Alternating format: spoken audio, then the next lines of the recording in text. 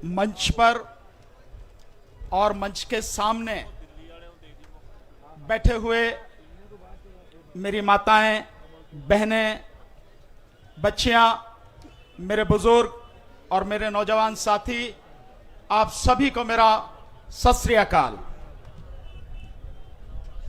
साथियों, अब से लगभग 1 साल पहले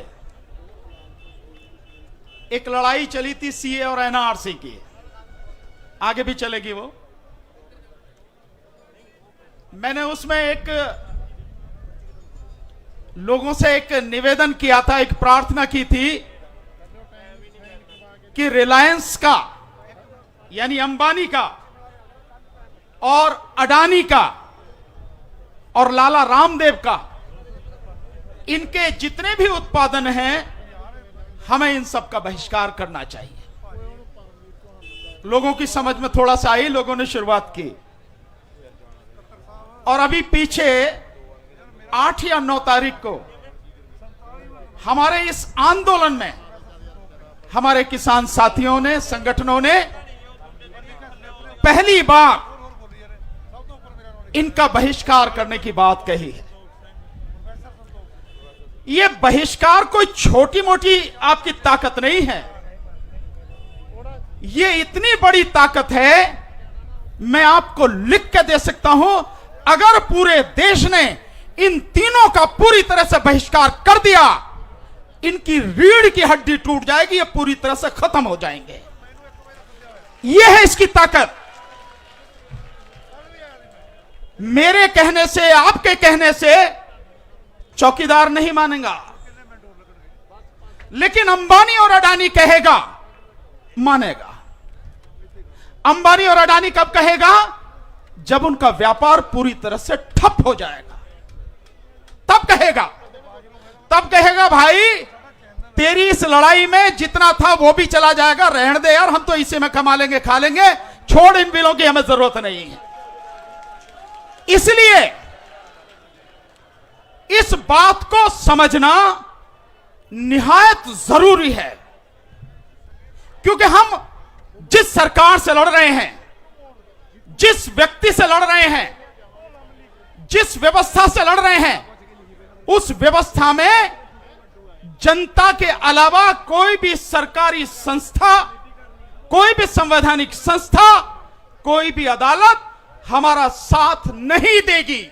मैं देने को तैयार की बात नहीं कर रहा, मैं स्पष्ट कर रहा हूं, नहीं देगी। तो हमारे पास रास्ता क्या है? हमारे पास रास्ता है, भाई आपकी चीजें हैं, आप संभालो, जिसे बेचना बेच देना, हम नहीं खरीदेंगे। तो मेरा पूरे देश के लोगों से आज आपके माध्यम से मैं हाथ जोड़ के निवेदन करता हूं, जो भी लोग घरों में बैठे हैं और हमारे इस आंदोलन से उनकी हमदर्दी है, वो इस आंदोलन में नहीं आ सकते हैं, ना आए, कोई बात नहीं। वो इस आंदोलन में किसी और तरह का सहयोग नहीं दे सकते, कोई चिंता नहीं है, मत दो। एक काम करो, सिर्फ एक काम, स्कूटर, मोटरसाइकिल, गाड़ी है, रिलायंस का तेल डलाना बंद कर दो। अगर आपके पास में कोई भी सामान आपको लेने जाना है, रिलायंस के जितने भी डिजिटल स्टोर हैं, स्मार्ट स्टोर हैं, जो भी हैं, मान लो ये है ही नहीं इस देश में, हम जानते ही नहीं इन्हें, कुछ भी हो जाए हम इनसे एक भी सामान नहीं खरीदेंगे। ये इसलिए मैं आपको बता रहा हूं, ये कौन लोग हैं? ये वो लोग हैं जो हमारे पैसे से अमीर बनके आज हम ही को गुलाम बनाने की सारी साजिशें रच रहे हैं। इसलिए हम किसी हालत में इनका सामान नहीं खरीदेंगे।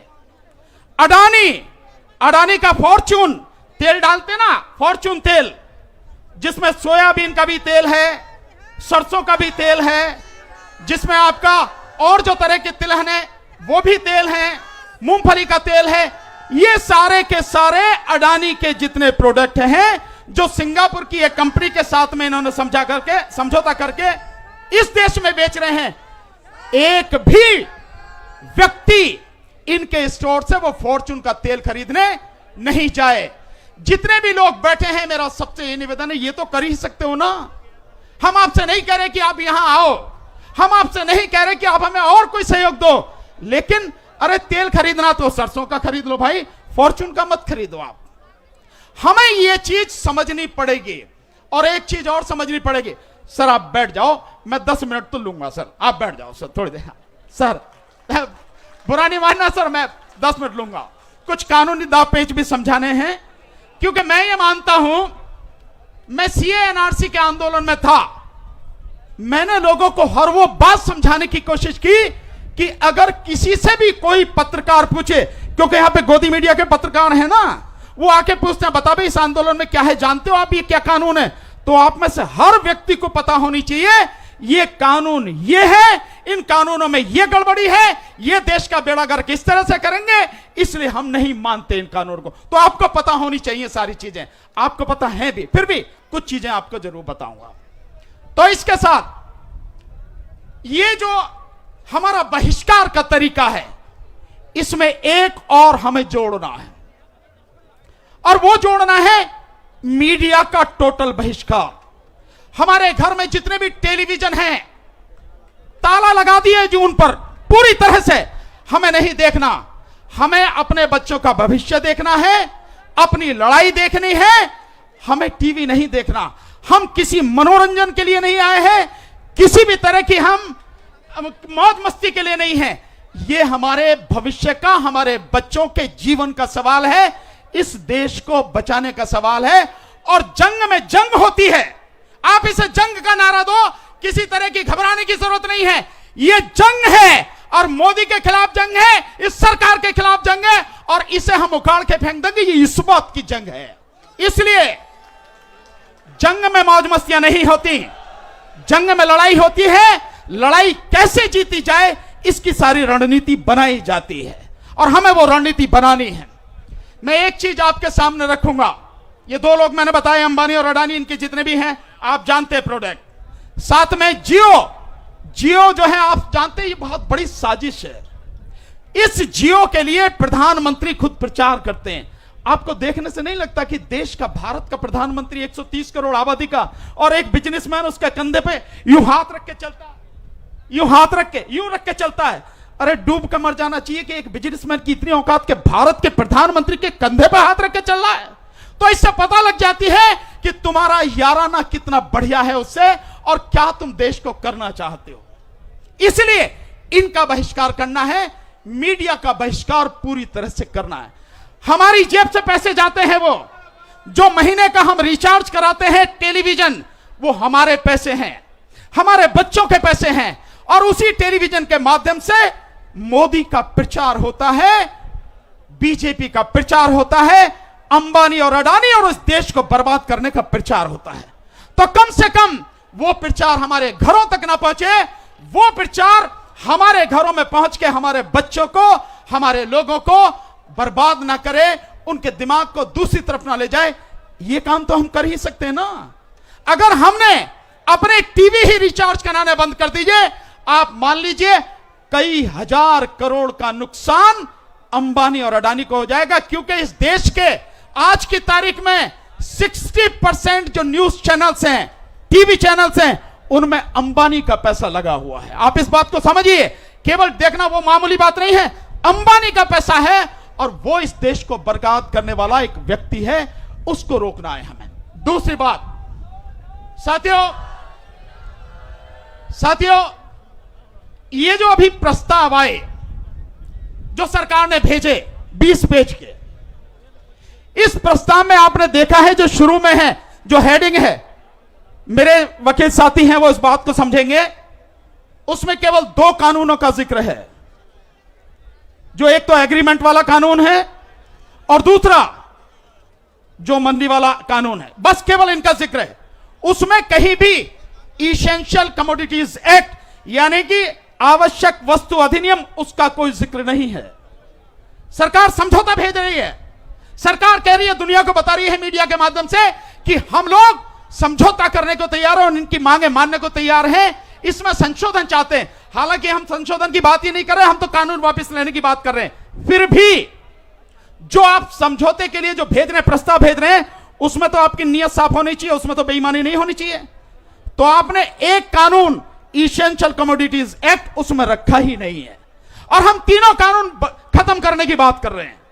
और इसेंशियल कमोडिटीज एक्ट से आप थोड़ा समझें, केवल आप नहीं, इस देश के जितने भी लोग हैं, अकेला वही कानून जो संशोधन सरकार ने किया है, इस देश को पूरी तरह से तबाह करने के लिए काफी है। केवल वही कानून, और आपने उसी को इसमें रखा नहीं है। और उसका असर हमारे अलावा, किसान के अलावा और जनता पर कितना पड़ेगा, इसको आप 1 मिनट में समझाता हूं। अगर जो ये उद्योगपति हैं, पूंजीपति हैं, इनको अगर कितना भी स्टॉक करने की आपने छूट दे दी है कि जितना चाहे माल आप खरीद लें और उसका स्टॉक कर लें, इसका मतलब यह हुआ कि मार्केट में सरकार के खरीदने के लिए कुछ नहीं बचेगा। वैसे भी सरकार कह चुकी है कि हमें इससे बाहर निकलना चाहिए, तो सरकार कुछ नहीं खरीदेगी। अगर सरकार कुछ नहीं खरीदेगी तो देश में जो लाखों राशन की दुकानें हैं, जिन पर गरीबों को राशन मिलता है, वहां के लिए राशन कहां से लेके आओगे आप? सारा सामान, सारा माल अगर पूंजीपति, व्यापारी, उद्योगपति ही अपने गोदामों में भर लेगा और आने वाले समय में वो 4 गुना 5 गुना दाम पर बेचेगा, तो गरीबों को, जिनको राशन का सामान मिलता है, वो कहां से रोटी खाएंगे? यह समझने की जरूरत है। दूसरा, जो व्यापारी है उसको कितना फायदा है इससे, आप इसी से अंदाजा लगाइए। आज की तारीख में हमारे खेतों में, यानी किसान के खेत में जो फसल है, वो फसल जैसे ही व्यापारी के गोदाम में जाती है, सिर्फ जाने से ही, यह फसल यहां रखी है किसान की, व्यापारी के गोदाम में चली गई, तुरंत जाते ही 110% उसकी कीमत बढ़ जाती है। यानी आज जो चीज यहां पर है 100 रुपए की, वो चीज जाके व्यापारी के गोदाम में जाते ही तुरंत 2 मिनट या 10 मिनट या घंटे भर में ही वो चीज 210 रुपए की हो जाती है। आप समझ रहे हैं? और जब सारा अनाज गोदाम में भर लिया जाएगा, सारे अनाज पर कब्जा हो जाएगा। इसी के लिए तो सारी चीजें हो रही हैं। इसी के लिए तो अडानी के 2025 तक 25 लाख टन अनाज की कैपेसिटी डेवलप की जा रही है। 25 लाख टन। तो जब किसानों के अनाज व्यापारी के गोदाम में पहुंच जाएगा, तब वो 4 गुना 5 गुना 6 गुना जितना भी होगा उस दाम में उस अनाज को बेचेगा। अब आप समझिए, किसान तो जब फसल उठाता है, अपनी साल भर के लिए जो खाने के लिए अनाज है वो अपना रख लेता, बाकी तो बेचता है ना। लेकिन जो लोग मध्यम वर्ग के लोग हैं, विशेषकर जो वो लोग जो नौकरी करते हैं, वो लोग, गरीब लोग, क्या वो 4 गुना 5 गुना दाम में अनाज खरीदेंगे? जो अनाज आज 20 रुपए 25 रुपए 30 रुपए किलो है, कल उन्हें 100 रुपए 150 रुपए किलो खरीद करना पड़ेगा। असर किस पे पड़ेगा? केवल किसान पे या इस देश के हर व्यक्ति पर? हर किसी पर इसका असर पड़ना है। इसलिए मेरा देश के जितने भी लोग हैं, यहां से जहां तक भी आवाज पहुंच रही है, जहां तक भी आवाज पहुंचाई जा सकती है, सबसे कहना है इस लड़ाई में हमारा साथ दीजिए। और मैंने कहा है कि मत आइए यहां पर, मत दीजिए पैसा, लेकिन घरों में बैठ के जो सामान खरीदते हैं, इन तीनों का, पतंजलि का, अंबानी का और अडानी का सामान खरीदना पूरी तरह से बंद कर दीजिए। दूसरी बात, इस प्रस्ताव में एक बात और सरकार ने कही पहले ही उसमें, इसके बाद अपनी बात खत्म करूंगा। और प्रस्ताव में उसने बात कही कि यह कानून पूरी तरह से संवैधानिक है, यानी संविधान ने उनको अधिकार दिया है, इसलिए सरकार ने यह कानून बनाए हैं। मैं आपको बताता हूं, मेरे वकील साथी बैठे हैं, ये सारी चीजों को जो मैं बता रहा हूं चीजें नोट करेंगे, आपको पता लग जाएगी। अब बताओ सबको, ये कानून दोनों कानून, एग्रीमेंट वाला भी और जो बाहर मंडी समिति के बाहर जो मंडी एक स्थापित करने की, दोनों के दोनों पूरी तरह से गैर संवैधानिक हैं। संवैधानिक का मतलब यह है, अगर संविधान ने कोई कानून बनाने की आपको ताकत दी है, आपको अधिकार दिया है, तो ही आप बनाएंगे। अगर कोई अधिकारी आपके पास नहीं है तो कैसे बनाएंगे आप? पहले तो अधिकार होना चाहिए ना सरकार के पास। तो इन दोनों कानूनों को बनाने का अधिकार सरकार के पास नहीं है। कैसे नहीं है?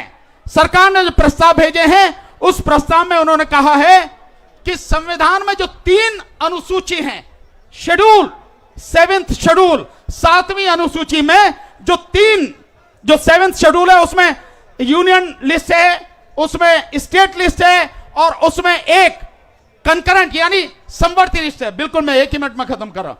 कंकरेंट लिस्ट है यानी उसमें राज्य और केंद्र दोनों उस पर कानून बना सकते हैं। और उसी की जो यहां बात की जा रही है उसी कंकरेंट लिस्ट यानी तीसरी जो लिस्ट है उसके सीरियल नंबर 33 की बात के अनुसार यानी 33 में जो लिखा है उसके अनुसार सरकार ने कानून बनाया है, प्रस्ताव में भेजा भी है। लेकिन उसमें कहीं भी एग्रीकल्चर यानी कि कृषि नहीं है, उसमें कहीं भी मंडी समिति की बात नहीं है। जो आप ये बना रहे हैं तो जो आप कह रहे हैं आपको अधिकार नहीं है। ये दोनों के दोनों विषय यानी मंडी समिति की तरह अगर कोई आप बात स्थापित करते हैं, कोई भी बात कानून का रूप जिसे देते हैं वो राज्य का अधिकार है, केंद्र का अधिकार नहीं है। ठीक इसी तरह से जो खेती है, कृषि है, ये राज्य का अधिकार है, आपका नहीं है। जो दूसरी सूची है यानी राज्य की सूची उसमें 14 नंबर पर कृषि और 28 नंबर पर मार्केटिंग यानी जो कृषि उपज है उसकी मार्केटिंग, ये उस लिस्ट में है, इसलिए आपको कोई अधिकार नहीं है। तो सरकार ने, मोदी जी ने जो काम किया है पूरी तरह से गैर संवैधानिक काम किया है और गैर कानूनी काम किया है। और मोदी जी आप चाहे जो कर लो, आपको पता लग गई है। मैं आपको एक बधाई देना चाहता हूं, आपने मोदी जी की नींद हराम कर दी। पता कैसे? पता कैसे? जहां भी बेचारे जाते हैं, जगह जगह जा रहे हैं, जिस भी मीटिंग में जाते हैं आप ही की बात करते हैं, कुछ और है ही नहीं बेचारों के पास।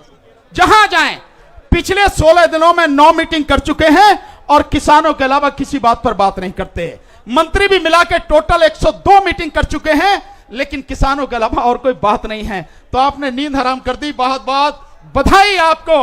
और इन सारी चीजों को ध्यान रखो, हम लोग हमेशा आपके साथ हैं, पूरी ताकत से साथ हैं। और इस बार इस सरकार को उखाड़ के फेंकने की बात है। मैं एक बात कहूंगा, इस देश में दिक्कत कानून नहीं है, ये कानून तो वापस हो जाएंगे। इस देश में जो सबसे बड़ी दिक्कत है और सबसे बड़ी बीमारी अगर है, कोरोना से भी बड़ी बीमारी अगर कोई है तो वो है मोदी सरकार।